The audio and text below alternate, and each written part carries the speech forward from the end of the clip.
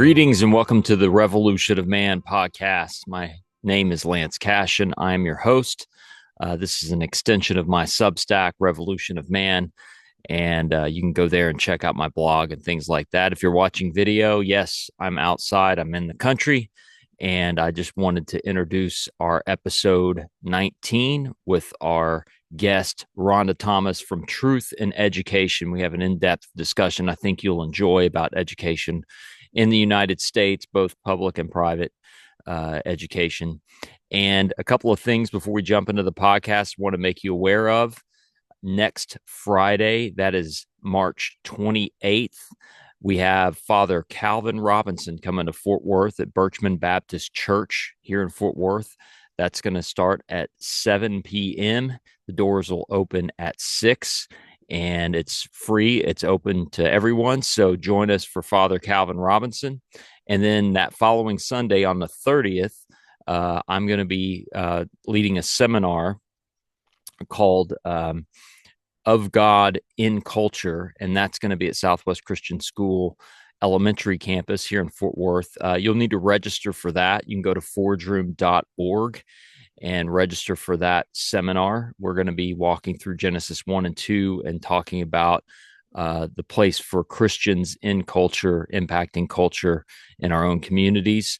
And that's going to begin at 6 p.m. Doors open at 5:30. We also serve dinner as well. So if you'd like to come to that, space is limited. So you'll need to go to forgeroom.org and register. So that's it for announcements. I hope you guys enjoyed this episode. This is episode 19 with my friend Rhonda Thomas from Truth in Education. Please don't forget to like, share on your platforms, comment if you can, and you can find me at forgeroom.org. And I'll see you. Thanks for tuning in. So Rhonda Thomas, welcome. Thank you, Lance. Welcome to Fort Worth. Thank you. Yeah. So you came in from Atlanta, Georgia. Mm-hmm. You're the president and founder of Truth in Education. Yes. And so tell me what that's all about. Tell me a little bit about your life. Like, how did you get on this journey? And tell us about Truth in Education as well.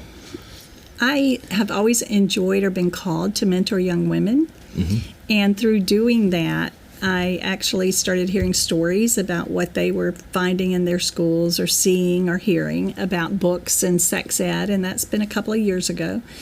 And so I started just investigating because I'm curious. Mm-hmm. Right. And I have been involved politically on and off for over 20 years. So it was great to be able to hear their stories and then to be able really to go see what are they talking about. So it turned out that, of course, they knew it was, and I saw that it is there. And then I began to research the history of the comprehensive sex ed and then the books and how they came along. And so we have a heart for children. I think I've always had that. God pulled me into this and has opened doors. And we speak nationally, and we educate legislators on bills at the Capitol that are either not good for our families and children or good for them. And sometimes we work with a legislator on certain bills.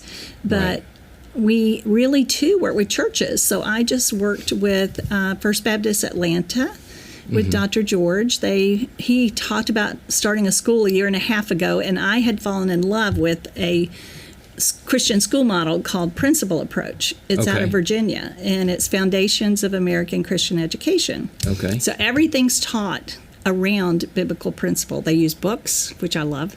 Like actual real books. Amazing books. Amazing. Yes. So, no, it is amazing. So I really love that. So I tried for a year to get in touch with him and never could.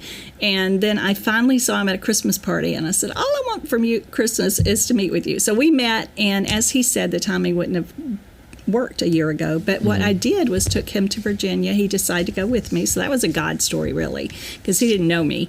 But now they're bringing this model into the school that they have been given, and so we really have a heart to try to meet with more pastors, to pray with them about either opening their doors to allow homeschoolers or hybrids to come in and use their space, because most churches, they're really not used much during the week. Right. Or to start a Christian school. Right. So we educate on all the bad things, and then we really want to come up with solutions, and that's one.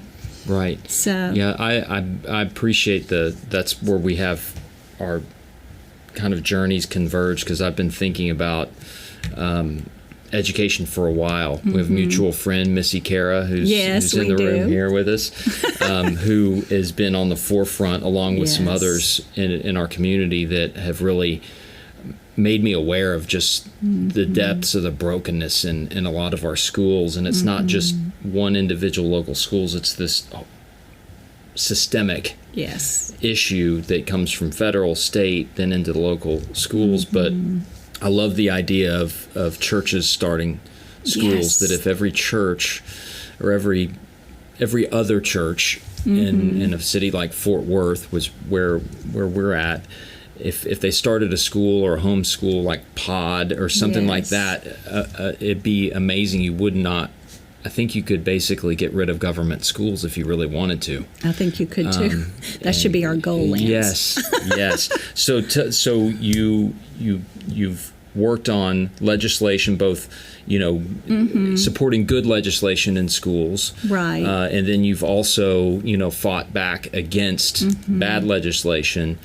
We just came from a round table that you did for Forge Room, which thank you for doing that. And we had two trustees in the room from Fort Worth ISD, which was cool. That was really cool.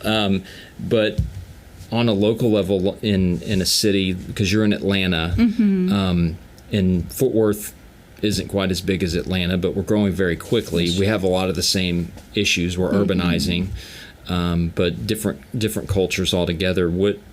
What did you see in the schools there that just kind of the first red flag where your heart just started breaking or beating fast, or maybe you got a little mad? Righteous anger. Righteous anger. Yes, that's righteous right. anger. We can have righteous anger. Yes.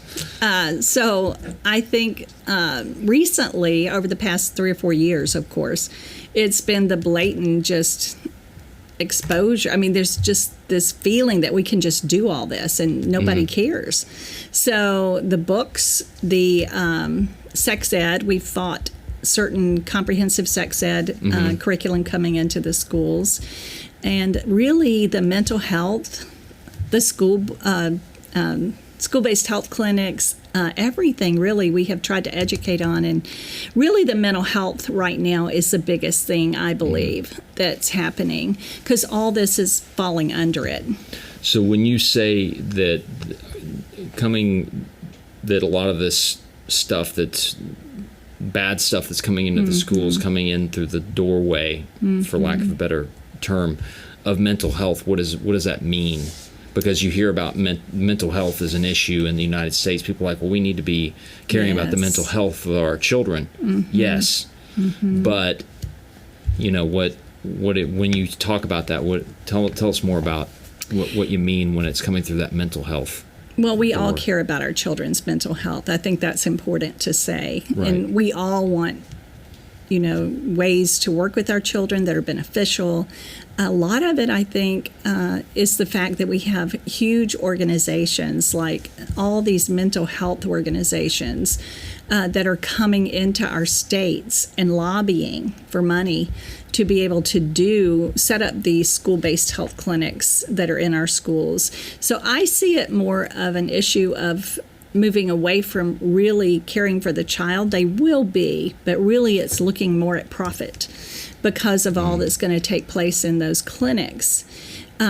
We obviously do have some issues, and I think there's ways we can address that. I'm not a specialist in that, but I think taking the entire, instead of addressing the group that actually needs that, the state, like many states, have really just taken the whole state and encapsulated it into these mental health bills. So it makes you wonder, what is the true agenda behind this? Because if we're really just reaching out to help a certain group of children or families, why aren't we just doing that instead of creating and passing these bills that really just take over the entire state.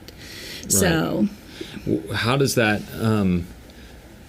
because when you talk about these big top-down approaches, it's a net that it catches everything. Yes. Healthy families, unhealthy families, families that are,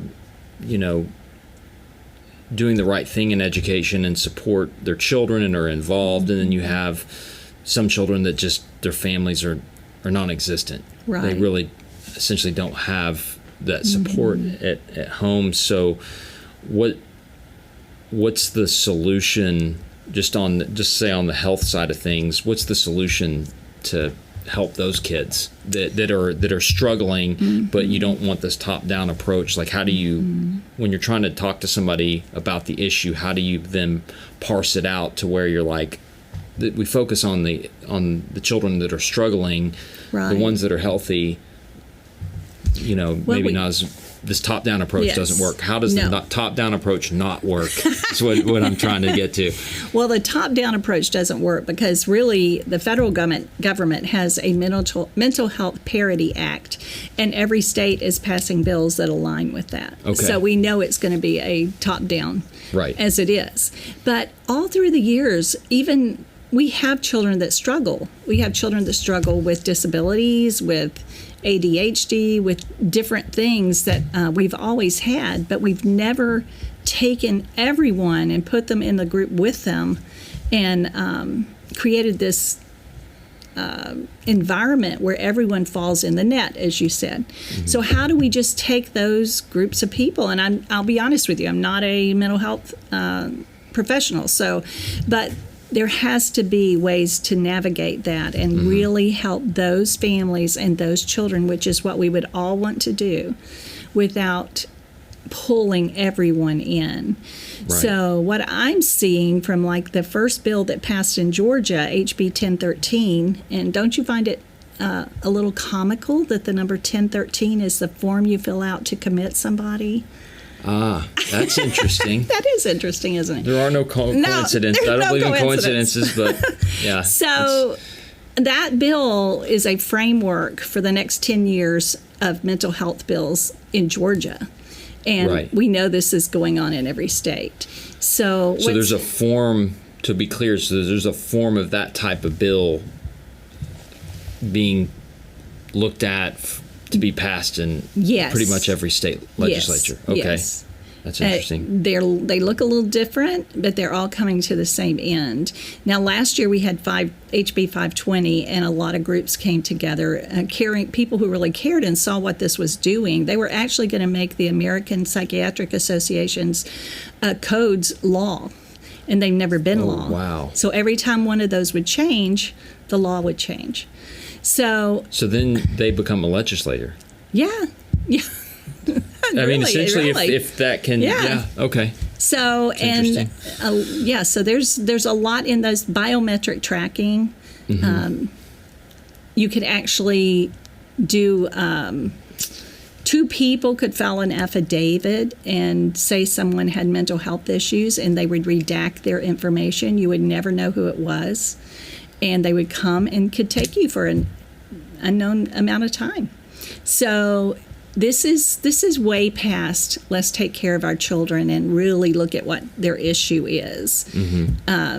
There's predictive policing in a bill that we have right now, and law enforcement and education are now falling under behavioral health. What is not behavioral in your life? Everything falls under that. So, again, they're going to be charging our children with felonies for just their speech. And parents can be held accountable for that speech. They can be fined up to $500. So, it's very, very invasive. Wow. So, this goes far beyond education in the classical or traditional sense, that where you sent your children to school, they'd be taught reading, writing, arithmetic, and go back a couple of centuries, it would have been for moral formation and civic duty, civic obligations. You would have learned what it's like what it means to be a citizen, and it would help.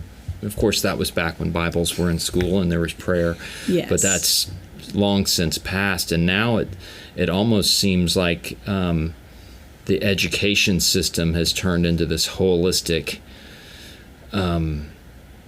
behemoth of a family. It's like taking the place of the family. It is taking the place of the family. Like your child is in school 8 hours a day, doing homework a couple hours a night. When do they get to be your children again? I know.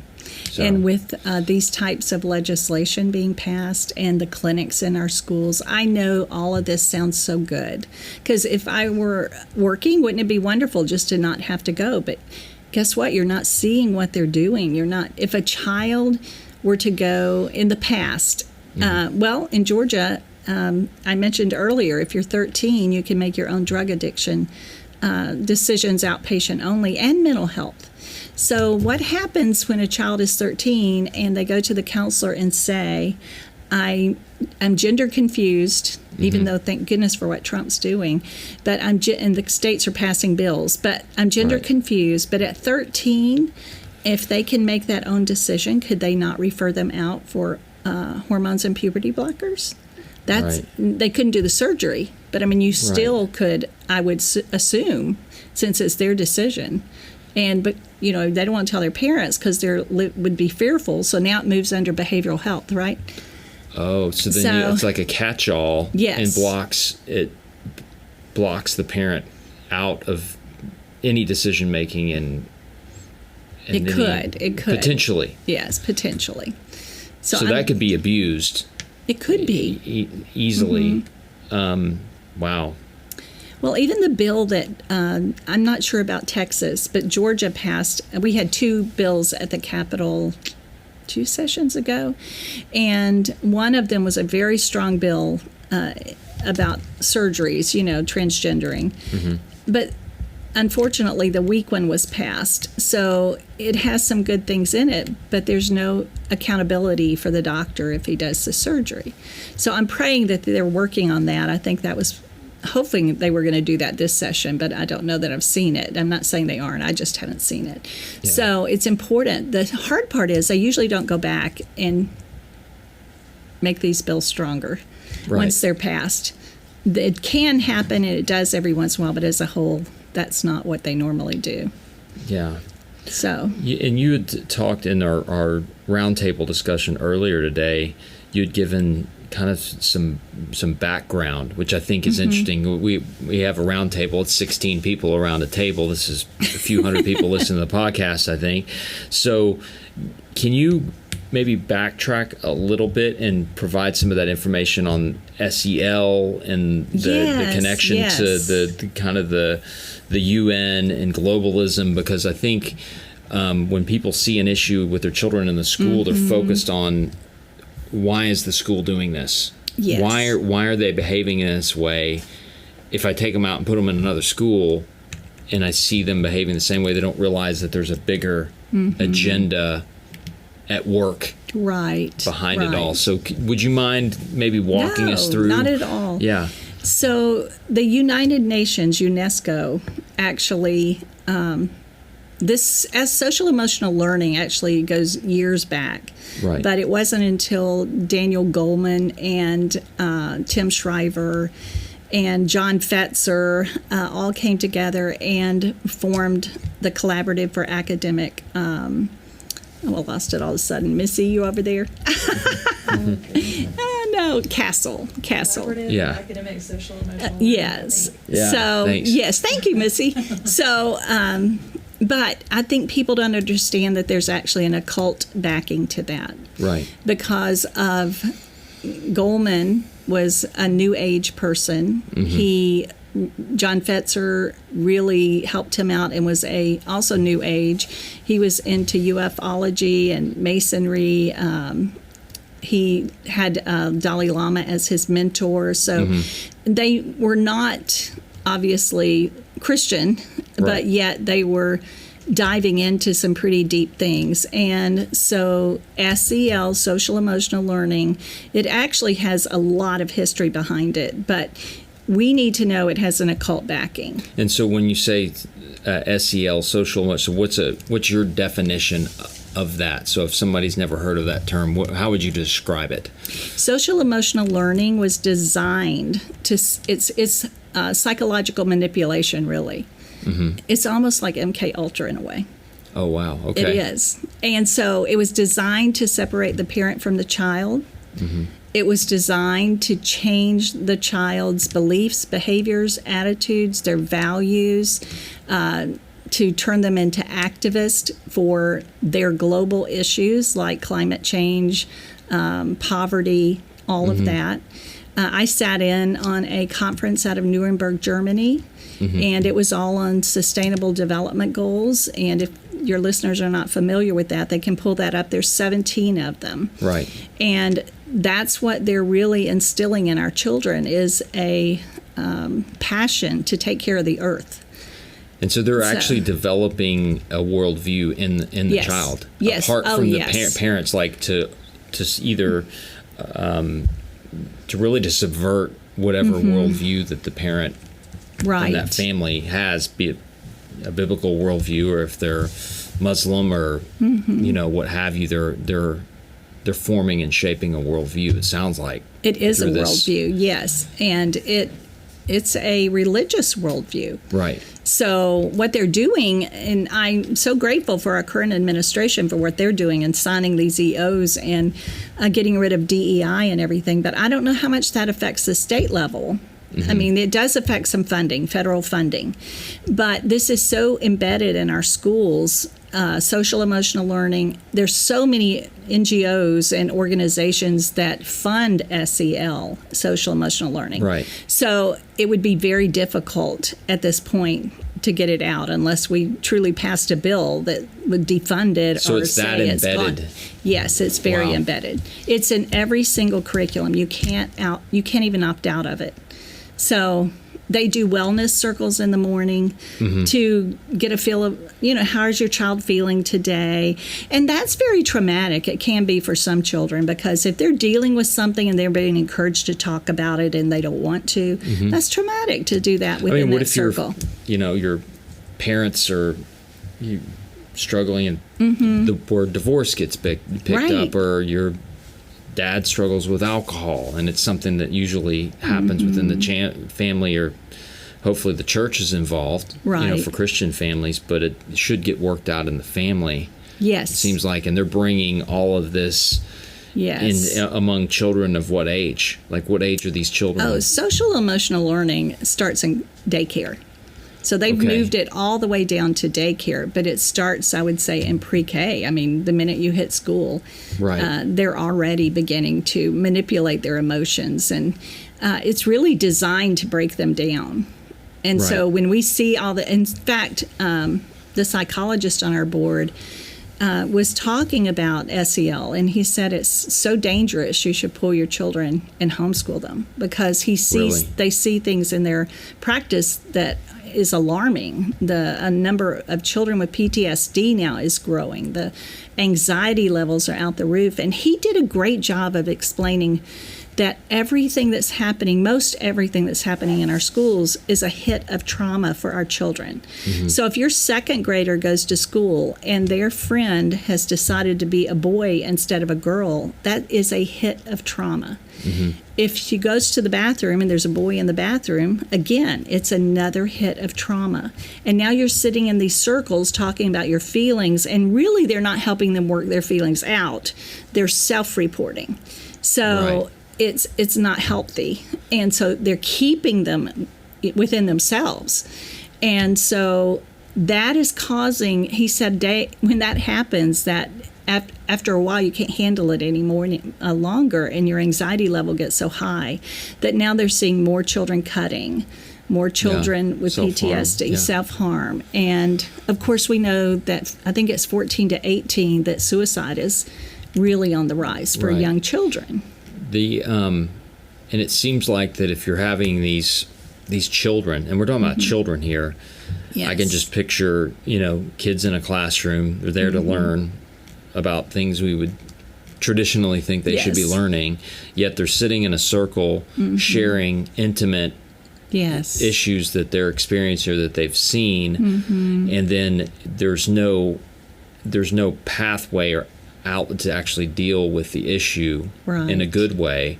Right. And then I can't imagine, little children that they're hearing these horrible stories. Then they're actually, some of them are bearing the burdens of other children in their classroom. If you hear something horrible, from your friend in the circle, and then now suddenly that becomes a part of you, like you've now you're bearing that burden. So Lance, it's not just your friends. They encourage teachers to share their burdens. Really? Yes. Now, again, I want to make this comment. We don't know what schools this is all happening in, but it is all a part of SEL. Right. So, yes. That's what SEL and the greater agenda would want this happening in every classroom. However, we're not saying that every school in the nation or every school in Fort Worth is doing this. They all have it, but what parts of it are they implementing or going with? Yeah. But they're also that's a collection of data also on your child. When you're doing that, you're collecting data, but you're not just collecting it on the child, because the child's going to talk about their family. Right. So they're collecting it on everyone. And in order to bring in more social emotional learning, which the school counselors are trained in that as a mental health therapy, but it really is not. But in order to bring in more of that, they have to collect all this data on our children through surveys, and nothing is ever a healthy question. How often do you have sex? Have you thought of suicide? Are your parents in jail? Are there guns in your houses? In fact, they can now do universal mental health screenings in our state, and I think most states, on children. If it's universal, the parent doesn't have to give permission. So what they're doing now, a board member called me and sent a screener to me, and the teachers were having to, not with the child, but to do an assessment of the child. It had 10 questions. Do you steal? Do you lie? Do you cheat? These were the type of questions. So every question on these surveys are going to point to, you need more mental health, which is going to bring in more money. So it's a vicious circle. Right. And there are a lot of drug companies that create these small screeners for people who aren't trained to do true psychological testing, like a pediatrician or a school counselor maybe. Right. And they can take these screeners. Well, that was a teacher that gave that one, right? And so now, but when these school clinics are in our schools, which they are happening, that is an assessment that can be done, and the pharmaceutical companies create those geared toward a certain drug. So they're drug grooming in a way for ADHD or whatever it is. So would you? I probably shouldn't say that. No, well, I've got ADHD. I've got dyslexia. I was one of those kids, but I've looked at it as a blessing. But so it sounds like there's, and this, you correct me if I'm getting off, but this sounds more like a surveillance operation on a child and a family situation, as well as an emotional steer towards an outcome that they want, which it's always, I'm sure you follow the money a lot in your work. Follow the money. And figure out who benefits, who gets harmed, and then what are the incentives for these type of things to happen. And you're saying, well, there's drug companies behind it. The school gets more money, the more mental issues. Well, I don't know that the school gets more money, but they're able to refer them to these clinics. And now, and I will tell you that there is now within, I think this is nationwide, a multi-tiered student system. And it's a pyramid. And there used to be 4 levels. The last level was 80% of the children that didn't need anything. And then if you needed help, they would move you up. Well, now they took that level away. So now everyone is pre-screened for something. Right. So we are seeing more and more children labeled. So a label is a diagnosis. Yeah. So if you think about it, the more labels, then the more referrals to somewhere, right? Right. And now that we can do universal screenings, look at dyslexia. It's become a really big thing, and it is a real issue. Right. But for the children that have dyslexia. Right. So look at what they're doing now. They're doing universal screenings, so that's a brain issue. Yeah. So what's going to happen? Now they're going to send them out for an MRI, then they're going to send them to another doctor, they're going to send them to a counselor, then they're going to have therapy. So it's like a money. So you make essentially render a child a perpetual medical case where that needs care for their entire life. It's interesting because you mentioned trauma. I work with a lot of folks in the human trafficking space, and there's deal with survivors and those who've been exploited, and it's horrible to hear these stories. Now the survivors always, I mean, these are some resilient folks, you know, they come out of the other side. It's like, watch out for them. Smart. They're street smart and they're solid. But, you know, you hear the word trauma thrown around, and then it gets abused in a lot of cases. Like, well, this trauma. It's like, well, the children that have actually experienced something that we could say legitimately they've had just an adverse situation, either they've been abused or neglected or trafficked or something like that, that's legitimate. You know, or loss of a parent when they're young or anything like that you can put it within the legitimate bounds of trauma. But then it seems to me like a lot of this creates the conditions for these you create forms a crisis, right? Right. And you have an answer. Yeah. And the answer is having these school clinics within our school building. Not all of them are, but most of them are. And the bill that's at Georgia's Capitol right now will pretty much, if it passes, they've already funded quite a bit of them. So I believe it will be a stronger push to get those. So, and people really need to understand, don't we want to know what our children's health is? I mean, basically they're going to go to these clinics for their mental health therapy, for their everything. Physical therapy, pediatrician, nurse, whatever it is, they will eventually be in those clinics. In fact, Georgia has a bill at the Capitol, if it passes, that's an interstate bill that we can bring psychologists in from other states now.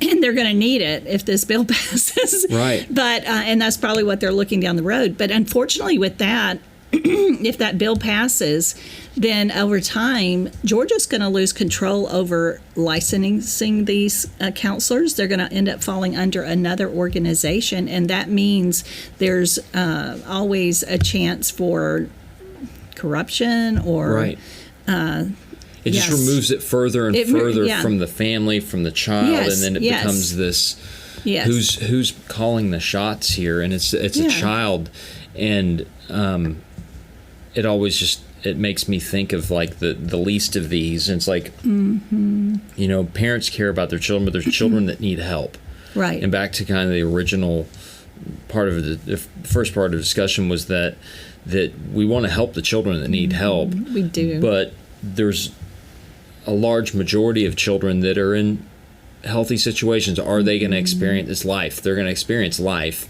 There's no getting around that. But is it the school's job to do all these wraparound services? Which is what it is, of the child, and basically the parent isn't dropping their child off to be, you know, educated in reading, writing, arithmetic, and things like that. They're actually entering into something quite different.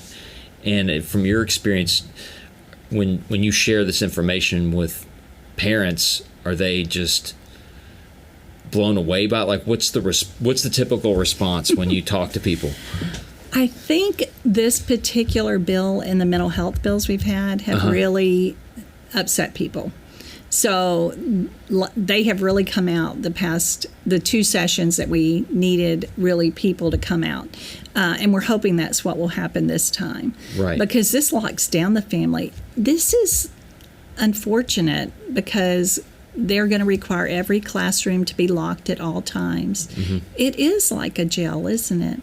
And we hardly ever hear the discussions about school is always behavioral and mental.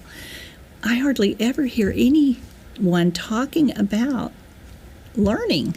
Right. And then critical thinking. Yeah. Oh, or no. reading. No reading. I mean, either. reading is an issue. I know in Fort Worth ISD and has tons of struggles, but reading is a huge challenge. I mean, these kids can't read before third grade, and then they can't read to learn because and that's statistically that child ends up in a really bad place as an adult.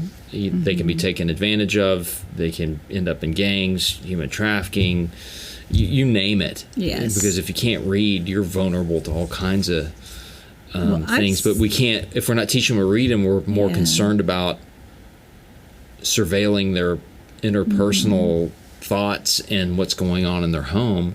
And creating little gods within themselves, really, that's what we're doing too. So let's talk about that, because you talk SEL, you explain that, and then let's talk further about how that connects to the bigger global system, because I think people now could probably see it if it's in their school and help recognize it, but then how does that connect to and what is the agenda, and how do people learn more about it? So it is straight from the United Nations. We played a little video earlier where a neuroscientist out of Mahani, I can't even talk today, out of the UN said, global citizenship is our pathway to global citizenship. Right. Social emotional learning is our pathway to global citizenship. And so that has been their plan all along. But not just that. As we're teaching, or they're using SEL to manipulate the children's emotions, we're also using meditation in our schools. Most schools have a meditation room. And what they're really doing is they're going in, they're conditioning them through social emotional learning, and they're bringing in through that still DEI and CRT, even though our current administration has signed EOs. Again, we had talked once and again about how that's already embedded. But through that, they're bringing in the UN's agenda. So they're cleaning their palate, basically, and they're bringing in and teaching them no private property. They're teaching them about the earth. They're doing all types of New Age meditations. And the goal for that is for them to be focused on, really the end goal is for them to worship Mother Earth. So they're pulling them away from God. This is spiritual warfare, right? Right, absolutely. So Satan's doing everything he can to remove free will from our children. Right, capture the children. Yeah, go after the children. So they're doing that really by bringing all this into them and teaching them to meditate. I took a class or attended a conference out of Nuremberg, Germany, and they was professors, and it was also religious leaders from around the world, and they were talking about Christianity as a problem because we are taught that we have dominion over the earth and the animals. And so when you're teaching our children to worship the earth, we're seeing more and more kids coming out as activists, right, for climate change. Well, that's their goal, is that these children will find their spiritual core, not in Christianity, and have a passion to come out and be activists, to fight for poverty, to fight for climate change, all of their 17 goals. So they actually came up with a manifesto that they put together for that. So that's the end goal, is control. We're gonna really creating human capital for a workforce, but the workforce eventually will be, their goal is that they will all be focused on sustainable agriculture, things that really affect, they believe, the earth. So that's what we'll be doing. So we're dealing with the worldview. Yes. And it sounds like, the executive orders are great, but they can't stop the metaphysical. They're not going to change your worldview. I mean, they can stop some bleeding here and there because they're come out of the political realm. But it seems like that challenge is much deeper than just political It's action. much deeper, yes. And what do you say to people that say, well, Rhonda, you're an alarmist and this stuff isn't going on and I'm not seeing it in my school. I send my kids to a Christian school. Mm-hmm. How do you respond to that? So probably 3 years ago, I sat in on a symposium for headmasters from Christian schools from around the country. Okay. And it was CRT, DEI. It was all these same. So critical race theory, diversity, equity, inclusion. Okay. It was all there. Now, did they all incorporate it? I would say not, but I will tell you that most schools in Atlanta have SEL. They're woke, and they are following a lot of this. Some of it probably has to do with them taking government money, COVID money, right, and Title I money. Another reason that we don't want any money that has strings attached, right? Yeah. Because there's always that chance, and they will eventually come back and say, you need to do all of this. Mm-hmm. But it is there. I've seen it, and sitting in on that symposium was quite interesting. So and as we talked earlier, SEL now has scripture added to it. So they're making biblical. Yes, it's been baptized. I like that. It's been baptized. It's cleansed. It's good. It's ready to go. Right. Throw a few proof texts in there. Yes. Yes. Yeah. So we have that now, and a lot of the churches are even bringing it in, and I'm sure a lot of the Christian schools will too, because a lot of times the accreditations required are the funds that you're taking due, and right. I don't know. It's so nefarious. It's just really, it's dark, but it looks good, right? On the surface, well, yes. The enemy comes disguised as an angel of light. Yes. And so why wouldn't it, by extension, the strategies of the enemy look like light? They sound good. They sound, that's part of discernment. It's the not knowing just the difference between good and evil, but from difference between good and almost good. Yes. And being able to understand that the enemy is very cunning, and he can use scripture. He knows scripture, doesn't he? But it's up to pastors and church and Christians, and particularly families are on the front lines of this because it's a direct attack on the family. It is. So continue. Talk to me more about this. How this global thing just works into, even now we're seeing Christian schools, and you're seeing these big associations of Christian educators that are now kind of buying into this. And then, continue. Tell me more. It really has affected the churches, and I know of a couple of churches in Atlanta that have social emotional learning. And I think the hard part is they have good hearts. They want to help, and they think this will help. But unfortunately, anything you bring into your church or your Christian school that has the background this does and started from evil is going to eventually start watering down what you do and affect the strength of that church and the biblical sound foundation of it. So that's what's interesting. And I sat in on another conference out of Sweden for. Have they kicked you out of it? No. You've been caught? Like they're not tracking you? Nobody's caught me yet, but they might eventually. Yeah. Because I did do a podcast to reveal one thing I saw on. In Sweden, there was actually, I was shocked to see on a panel that there was a individual that had been hired by our White House last administration to embed all the sustainable development goals into every department of our government. So we know it's kind of happening, but then to hear someone say it was just shocking. And she actually was involved in the development of the SDGs in the beginning. So interdevelopment goals is also part of this. Interdevelopment goals is to work on yourself, really like SEL is with our children. Right. inwardly so that you have empathy and you have tolerance and you can then go out and accomplish these SDGs. So isn't it interesting that God, if you follow God, you're doing all these things naturally, right. But they can't figure out what it's going to take to accomplish these goals. So they're going after everything. Right.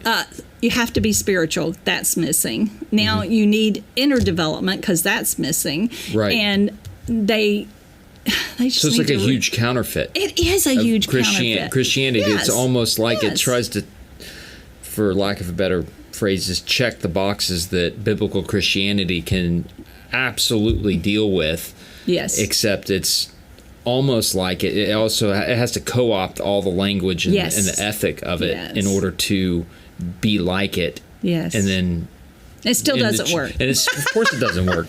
We know that. We're Christians. Like, yes. As Christians, we don't even work very well. No, we're sinners, So yes, we are. So you're seeing even like churches are importing these alien ideas that are unbiblical in the form of SEL, and then putting it into their programming, and then it gets wrapped in this Christian or biblical, especially in wrapper. more youth groups. I think in that younger age group, right? That's part of it. So there's a church I know about that was going to. Was not a need, but because we now are so aware of mental health, right? And of course, I believe people are trying to do the right thing, and we've all been conditioned in a way. So a lot of these students are going to go off to college, so they thought it was a good idea to bring in a counseling group to prepare them to go off to college. Right. Well, what happened to Scripture? What happened to the church teaching them a biblical worldview and all of that? Instead, in some ways, to me, if you bring a counselor in, you're telling me I'm vulnerable and I'm at risk, right? Right. So you're still working on their mental health, creating a little bit of that by just taking them down that path. Yeah. So, wow, that's incredible. That's I didn't realize that it was that ubiquitous. That the SEL was getting into church curriculum in youth groups. But I can see. I'm like, oh, I see how that works out. And if you don't know about it, and see, because you start talking Enneagram. about Enneagram. We got taken on Same that thing. Terrible. I never took that, by the way. I've never taken either. Enneagram disc test. I did that one. That one's fun. But that seems to make sense because a lot of you've seen, particularly over the last 30, 40 years, where a lot of churches have become just big therapy sessions. Yes. Like your pastor's a counselor, and he's going to use some scripture and walk through the Bible, but it's not so much scriptural, and doctrine and good theology as it is like really bad theology and bad therapy. Like it's just make you feel better, but you don't have any call to confession, repentance, and faith in the gospel. It's about feeling better about yourself and feeling better about your family life and 6 steps to a better marriage. But you don't deal with the root issue that's causing the problems with the marriage to begin with. So do you remember, I do because I'm older, but all the self-help books that started coming out in our bookstores? There were just a few of them. Then there was more. And then they finally took over almost all of the Right. Almost every book. Yes! It's a self-help book. It's all self-help. So if you think about it, we've almost turned the throne over to counselors. We don't go to the throne as much anymore. A lot of people don't. They go to the counselor. Right. And so I'm not saying there's never a need for a counselor. Right. But that has almost taken the place of going to God. So there's almost like a because you have in the New Testament 2 offices, the elder and the deacon, and now you've added a third office, which is the counselor. That's right. And people, instead of going to their pastor or an elder at their church with an issue that they're struggling with, they're calling up a counselor and getting therapy rather than never good think theology. To go to the church to get prayer or And that's probably the church's fault too, because we don't want to talk about sin from the pulpit anymore because it may scare people away. That is true, yes. And if people get scared away, they're not going to bring their tithes and offerings. Yes. And then everybody gets paid less, and you can't have the nice big buildings.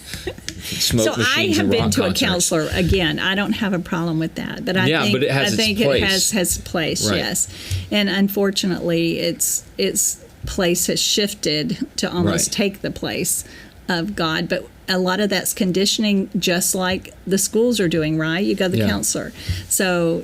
And there's good. This isn't to say, because I know we'll have people that are listening that are therapists, good counselors, and things like that. This isn't negating any of that. We need good, solid counselors and therapists and Christians that are in those fields. We need more of good Christians in those fields.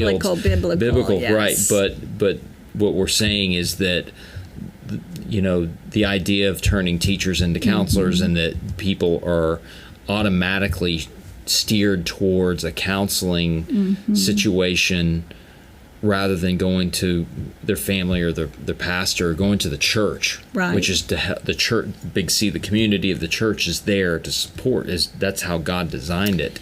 So, social emotional learning is also designed for your teacher to become your friend and your trusted advisor. None of my teachers were my friends. I got along with a couple of teachers in my entire life, but none of them were really my friends. So that takes the place of the parent, though, doesn't it? Yeah.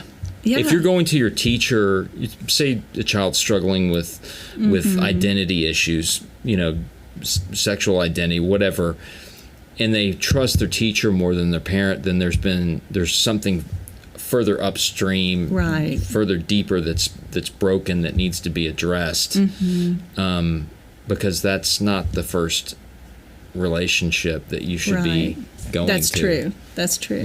Now if something's happening in the home where there's that trust is broken, but then that's an exception, not the norm, because it sounds like you've taken this. It sounds like they've taken all of these outlier problems that are not the normative everyday challenges that children have, and then just clump them all in the middle, and now every child has all these issues. Yes. What our job is to uncover all those issues and then put them on a path of therapy and drugs and whatever else. So that's another thing. I cannot get over the number of children, young children, that are already on some type of medication. Right. So I believe we do overprescribe.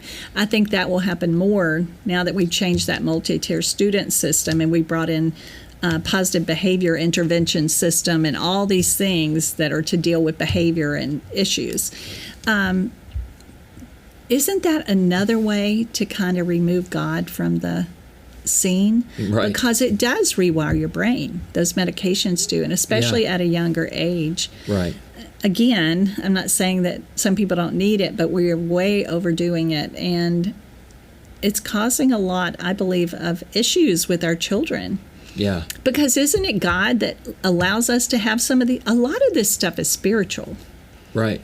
It's spiritual.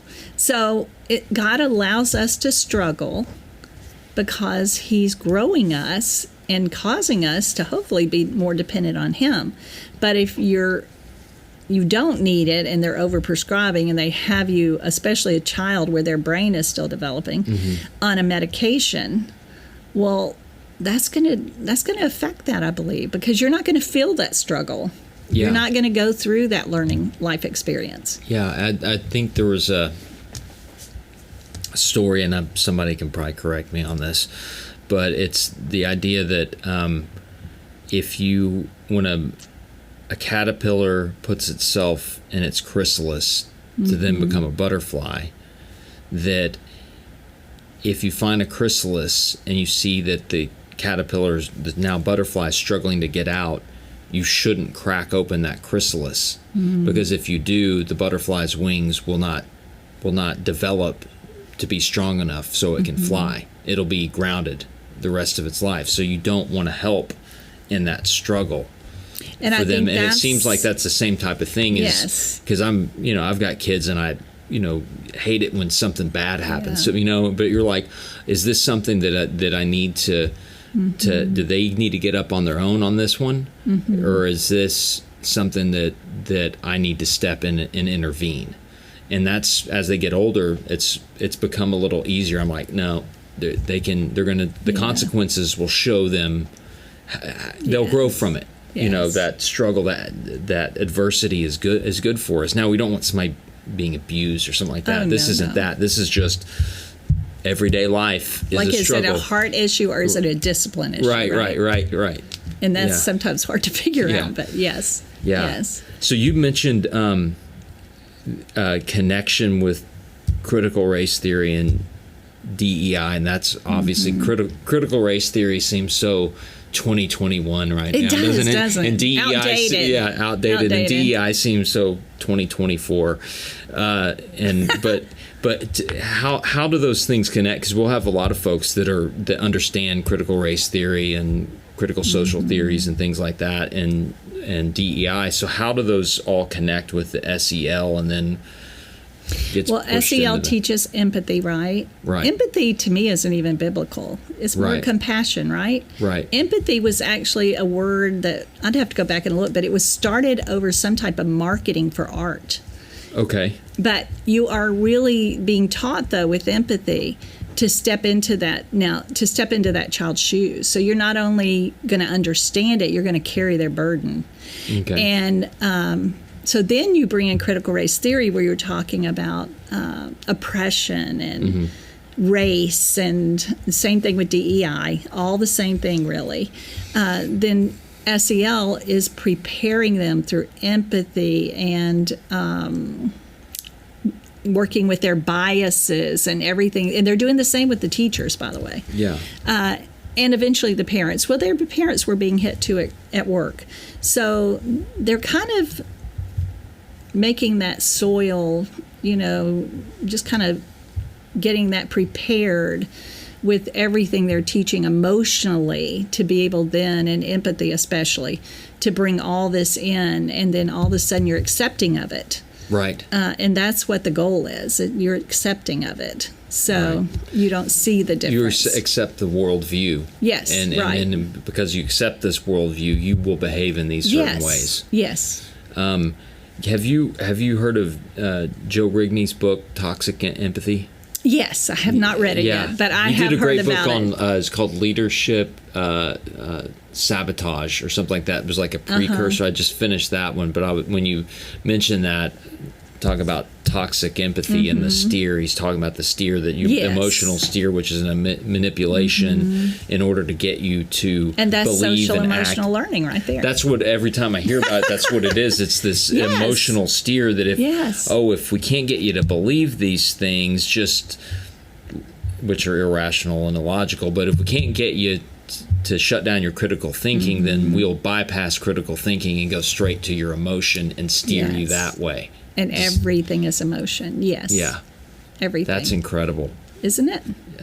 And to start working. I mean, I would love to go into a daycare that has this. There's actually one in Birmingham that is really saturated in it, but I don't know a lot about it. But its acronym is actually CDC. And, all this is connected to the CDC. Yeah. So it's all one big So you have from the local, say, public school that are then connected to the state and the laws and regulations that are passed by the state, which control like in Texas, everything's the T's and connected. Is that right? Missy's taught you a lot, Lance. Tees? Teeks. I knew it was something like that. Want a glass of iced tea. But so you have these larger entities that feed into this local school. So you put one child in one classroom in a local school, and then the state is then influencing that, and then you have the federal government influencing that through the CDC. But you also have these outside organizations. And then you've got companies, because you mentioned at the round table that there's corporations that benefit from this social emotional learning, this whole environment. Like they're setting up an economic That's exactly environment what using they're our doing. children. And it's a lot of non-governmental organizations. So if Elon Musk is listening, doge him. That's all I got to say. Doge him. He's not listening, but that's okay. Somebody will listen, but Actually, I'd love to talk to Elon Musk about this bill we have. Yeah. So, yes, that's amazing what they're doing. Yeah, but it seems like that. So where do you see, from your perspective, where do you see, where's the front line of the battle? Like if and maybe there's a couple of places, because people are like, well, what the heck do? I'm fighting a behemoth. I think they've spoken out at ISD meetings. They've done all the things, and now they're exhausted. They think they've got wind behind their sails. They're like, wait a second, all this stuff is now in the open. It's being exposed. Praise God. And not my job to deal with it. I was there to go to. So what's the battlefront like? What are you seeing that? Help us to see what you see through your eyes as far as the battlefront. I think the battlefront, honestly, is that I think this is so embedded in our schools and so well funded. And the organizations that are involved in our schools, Planned Parenthood's involved in our schools, all of these mental health organizations are involved in our schools, a lot of non-governmental organizations. And I think sometimes we just need to begin to be realistic. Now, could God do anything? Yes. But at this point, I feel like there's not a lot we're going to be able to do to change the public school. Missy, are you over there? Yeah. But I think it's time, and maybe God's showing us that it's our time to take charge of our children and to do what He's called us to do. We're supposed to be their educators, right? Right. Now, it's hard because there's so many families who can't do that. Yeah. And it takes sacrifice. And so it's hard for us to sacrifice these days. We've been very blessed. We're a little spoiled. Right. Which is kind of a curse. The blessing is also a curse because but that's, we talked about these, I think it was after the meeting, the roundtable today, is the churches, if think of the single mom with two kiddos, dad left, not a great situation at home. She has to work 2 jobs or whatever to put food on the table. Homeschool is not an option. Not an option, yeah. Christian school, unaffordable. Right. The only option that she sees in her mind is a public school, a local public school, even though she would rather have something better for her children. But it seems like that's kind of where the church could local churches could step in and say, hey, Mom, you keep working. Yes. We're going to start homeschool pods or maybe a small Christian school, classic school, whatever that is, and we will cover that. And we will help, other parents will help have a proper education of your child so you can continue to work, but then you can contribute however you can, whether it's volunteering or, whatever that is here and there, but you continue to provide for your family. We will... because that's the next level. You have the family, the church, and the state. The state has no business, from a biblical perspective, in the education of children. I don't know if this will be popular, but also... Nothing I do is popular, so go ahead, let her rip. Our families are suffering. As you said, shouldn't our churches kind of switch their gears on... I know there's needs everywhere, right? Right. Internationally and everything, but shouldn't we take care of... God takes care of His family first, right? Right. Shouldn't we be taking care of our families first? And I agree with you. We should be the ones doing the scholarships. We should be taking care of our families, not the government. Right. Not school choice the way it's set up, because when has a conservative ever wanted universal school choice? We fought universal health care. Right. And now there's universal basic income, right? That's coming. So I think we've all been brainwashed a little bit. So I think that there's a crisis, and a lot of parents are just desperate, and I understand that, because look at what I shared today. Right. So they're just grabbing because they don't know what to do. But if the church doesn't step in, Satan does. If there's a gap, Satan's going to step in. Right. And I heard 2 podcasters one day saying, how did this individual get into, not that he shouldn't be, but into the Christian world? It's because the Christian men didn't stand up.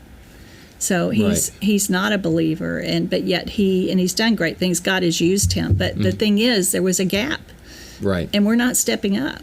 Yeah. And so, Satan will exploit those weaknesses and gaps and cracks. Yes. And it seems like that and biblically speaking, I mean, when you look in the New Testament, particularly in Acts and other areas where the church is just forming and people are coming into the church, well, what are the needs that they dealt with first?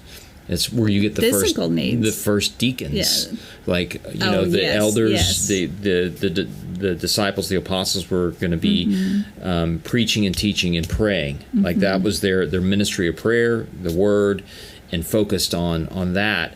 Well, then you had these widows that weren't being cared for. Well, they lodged a complaint. Well, that's when they installed deacons. The second office is to provide benevolence for the widows of the church, that they were Christians. So that's where you get the idea of membership. It's like, well, you had to know who was a part of your local body and who wasn't. Right. So then they had to identify with it. But all that to say, you're spot on biblically that the church should care for itself first, for the people within the church that have needs, and then that then allows them to that cup overflows, and then you can meet needs in the community, and obviously send missionaries, build water wells around the world. It's God's money, and He will let it flow. Yes, He will. I believe that. And yet how we care and love one another within the church is the witness to the unbelieving world. Yes. The gospel is the proclamation, but the witness is how we love each other. That's, John 17. And so it seems like that if the church would look within our own congregations, most churches are smaller than just a couple hundred people. Right. And then if you meet the needs of those people, and some of those people happen to be in bad schools, and say, hey, how do we help, this family right here help their child have a good, solid distinctly Christian education. Yes. And can the church step in? Well, absolutely. Would God honor that? I think so, because He doesn't want your children being exposed to a bunch of pagan stuff. No, He doesn't. In the school. I agree. And emotionally manipulated through SEL. Well, they're pulling them away from Him, and they're truly trying to get rid of their free will. Right. And that's why school choice is an issue for me. I do believe in school choice. I believe in the freedom to choose. Right. But I don't believe that money going to our state is going to come back to us free. And eventually there will be demands, especially on, I would say, starting with homeschoolers, because the public school now is already using the term homeschooling because they have virtual schooling. So now you're going to blend them. Who's going to know who's a true homeschooler and who isn't? I wasn't aware of that. Okay. So over time, if the homeschoolers decide to take a voucher, if that's an option for them, some of them will, a lot of them will not. And then you have the homeschoolers who are public taking the vouchers, and then they go, oh, wait a minute, 75% of homeschoolers are taking the voucher. Why don't we just pull them all in? I mean, it's just a trap. It's a trap. And so school choice is a trap. I believe school choice is a trap. Look at what we talked about today. Everything that's being set up is a wraparound service, a whole child community, school. I mean, it really is going to serve all the needs, not just of the children, but the families. Right. And with all the things they're incorporating, it's about control, too. So the school becomes the authority, not the school is family. The authority, I think, already, and parents just don't know it until it hits their front door. Yeah. So what's going to happen when that model is set up, they're not going to let a little fringe group of people over here not be pulled into something that is their agenda. Creating these activists, caring for them. So it is a trap because as Alex Newman talks about living in Sweden, and when he was there, they passed vouchers, and everything changed. So you couldn't opt out of anything, no more homeschooling. Everything was one curriculum. It's run by the state. So that's really where it's a threat all headed. So school choice is a threat to traditional homeschooling and not homeschool redefined by the institute. Traditional. But it's also a threat to Christian schools. Right. And so obviously the bill I was sharing with you all today, look how it will come through the back door just through a mental health bill. So share a little bit. What was the bill like? Do you mind going through that up. So people that are listening will be familiar with what you're talking about? Because a few of them will go do the research and be like, oh, okay. We're not just dealing with Texas issues. We're dealing this is Georgia. I think that's important across the country. Yes, that people understand this is across the country. And we always think our county or our state's the worst, but then you don't live in the next one that says our county and our state's the worst. Yeah, we're all the worst. We're all the worst. And all families are suffering and all children are suffering. So this is HB 268, and it was submitted under the guise of school safety because there was a shooting not long ago in Appalachia County. So, however, people really need to be aware, and I think Missy is, that the titles of these bills really don't necessarily have anything to do with what's inside those bills. And so this bill is a mental health bill. It isn't a school safety bill. We all want school safety. Right. But there's not even in this 58-page bill the mention of a metal detector. So this is about taking over the family. So this particular bill, we believe, is going to cause adverse childhood events and is going to increase the mental health issues. Right. Which is what they want. Yes. Yeah. Yes. That's what they want, because they can put them on medication, they send them to the clinic. Right. Yeah, and get more money. Right. More money. Okay, continue. Sorry, interrupt you. Sorry. So this bill actually criminalizes student speech. So we're talking about even 5-year-olds. I went to the hearing. They only had one for this bill, which is unusual. And when we got there was already another substitute out for us to look at. And one of the members of the House Education Committee came out and said, when I read this, I got sick at my stomach. She felt it. She knew it was not right. Right. And she said, my 7-year-old grandson last night said something about killing somebody. And she said, he was probably playing a game or doing something. Playing Army. Come on. She was like, don't say that. I said, oh my gosh. So now you're censoring. It's cancel culture, one of the things. But it's also going to cause more bullying, more fighting, I believe, more anxiety, more mental health, because these children, you or a 5-year-old actually could call anonymously, they don't even vet them, and accuse another child of being a threat. That child is now stigmatized, right? Right. But they're going to pull them out of school before they even research it, and they're going to have to homeschool, virtual school. And then the parent can also be accused for having either led to it or allowed it to happen. I mean, it's just a wicked circle. Right. But that child now that has been accused of a threat, one of the questions that was asked in that meeting is, what if a child is accused wrongly once you do the investigating? How do they come off that list? Well, they don't come off the list. There is no way to come off the list. Wow. So this is data collection. It is surveillance. It is labeling our children. Again, labels equal money. So again, we're labeling our children. It utilizes predictive policing. So if someone calls and accuses someone of being a threat, then they immediately do a behavioral assessment. So look at, this is like, I hate to say it, but this is almost like jail, where they really don't want people out because it's a cycle of money. Right. It's the judges, the lawyers, and that's what this is. It's incredible. It's incredible. It's like a permanent prison. Yes. So, okay, continue. There's a section that actually introduces the term legal custodian. And it states that entities such as the Department of Administrative Services, Child Advocacy, Department of Education, Health and Human Services, DFACS, Juvenile Justice, the Georgia Technology Authority, the Georgia Bureau of Investigation, all these people could actually be your child's legal guardian at some point. So there's there's a legal shift. So this allows these agencies to intervene in their educational decisions without parental consent. And parents unaware of that change may truly lose control over their children's education and mental health records just from not knowing.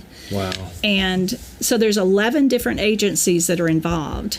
And then, this is 6 pages of comments that we've made that really there's more to it than this. Right. But it totally goes against the U.S. Constitution and parental rights. So the 14th Amendment, the 4th Amendment, the 5th Amendment, it truly is unconstitutional, and it shouldn't even be happening. So it's huge. Wow.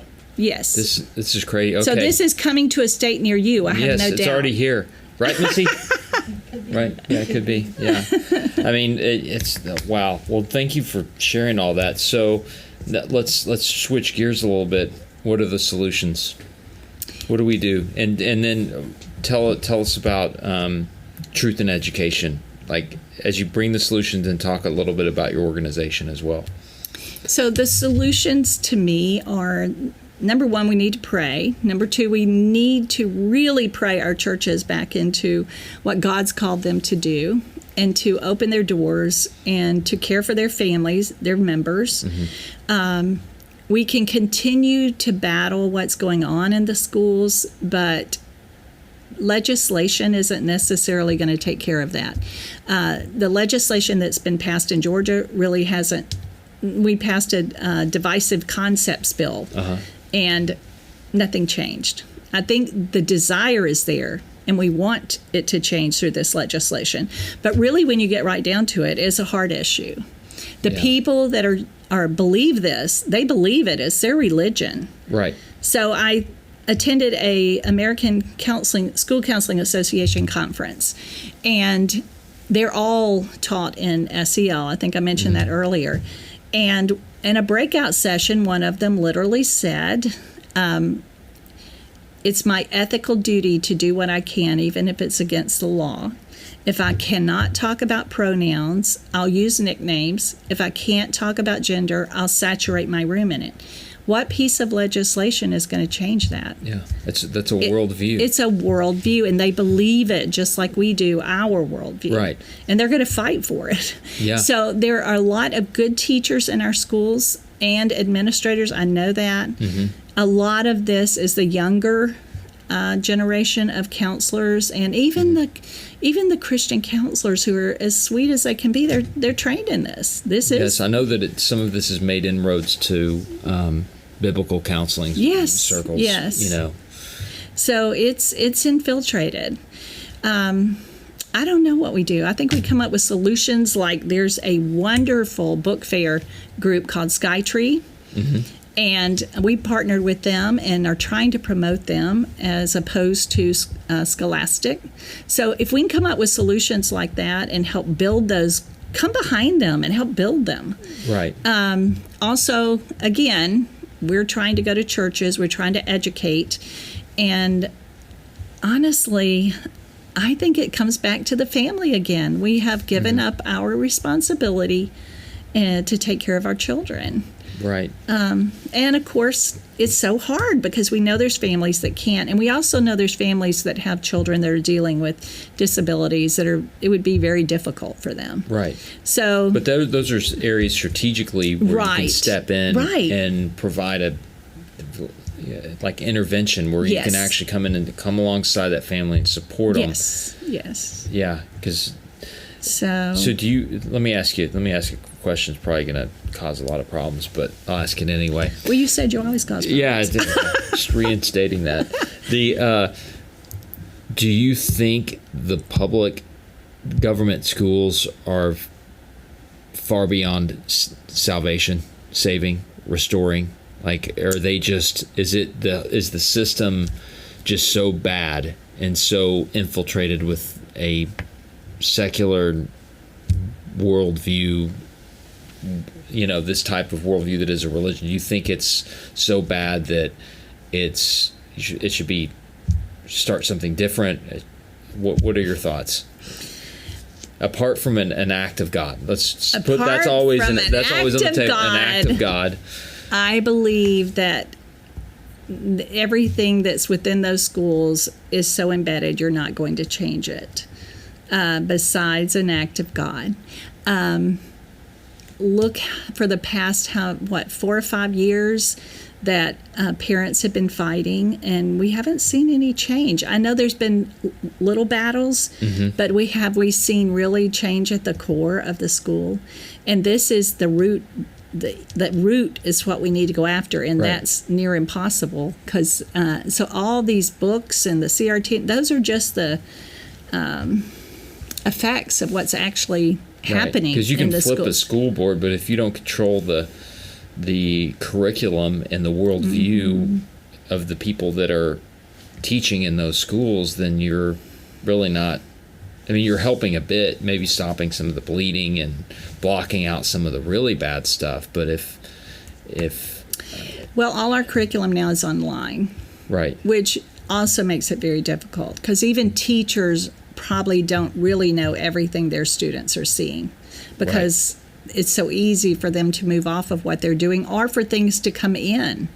And so online makes it very difficult to monitor what they're doing, what they're seeing, and what they're really learning. And it's very distracting too, right? Plus you're talking about anxiety. The blue light causes anxiety. It affects their dopamine. So they're not only being hit with all of this cultural stuff, they're in front of a blue screen all day long. Yeah. And so I don't see it changing, and I don't think I'm a quitter. I just think I'm finally hitting reality that we have to come up with some solutions, and it's not necessarily always going to be the public school. Yeah. And I want it to do better and be better. And I'm not saying we won't keep fighting a bill or, coming against a bill or even helping someone that's within the school system, because we do want to be and serve other people.